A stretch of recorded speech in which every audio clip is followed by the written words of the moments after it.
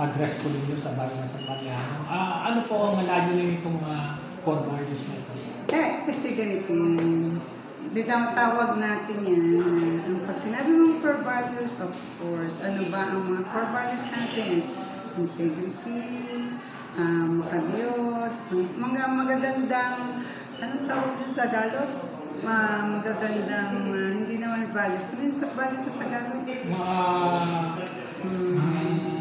Gawain. Hindi. Meron yan. But anyway, yan ang ginawa natin. I do believe it's really very important because there's a transformation from one management to another. This is my administration, therefore, I cannot simply just say na itong gagawin mo isa-isa. So it is best na pag-aralan muna natin ano muna ba ang vision natin para sa bayan ng San Mariano. Anong pangarap natin, anong gusto natin mangyari para sa bayan ng San Mariano. Pangalawa, gawin natin ito. So, paano natin gagawin ito? Meron tayong mission. That's why the mission is na kailangan gawin na natin. But in doing so, paggawa mo ng vision and mission mo, kailangan may values ka rin. Hindi naman pwedeng walang yahan lang yan.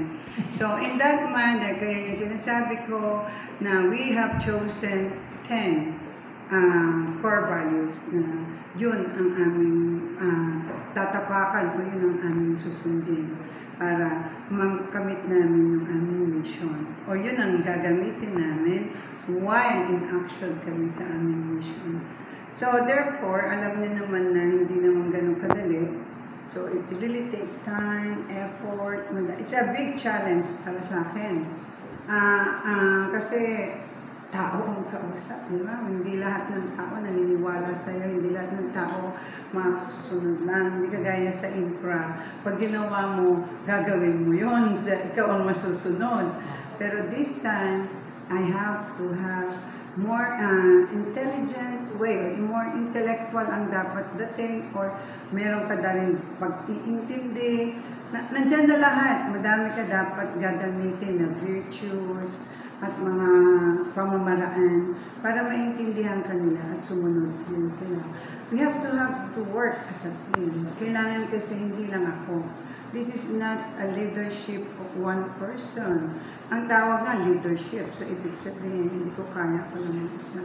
We have to go hand in hand. We have to be together in order to accomplish or to reach yung aming mga goals for the next generation. Anyway, sa next generation, wala na kami, bahala na sila. Ma'am, nabanggit niyo po kanina yung parang ulat sa isang St. Francis Assisi. Pwede po makiulit. Sabi ko nga, kay St. Francis of Assisi, yun ang aking naging palagi kong nasa isip pag hindi ko makuha yung gusto ko. I have to have the serenity ang pagtanggap, the serenity to accept the things I cannot change, and the courage to change what I can, and the wisdom to know the difference. Yun lang naman ang palagi kong niintindi. Tama ba ito? Pipilit ko ba? Kailangan niya ito, tanggapin ko na, ganyan talaga yan. You know, things really happen at kailangan tanggapin ko kahit anong worries or anong gawin ko, nandyan na yan na yan.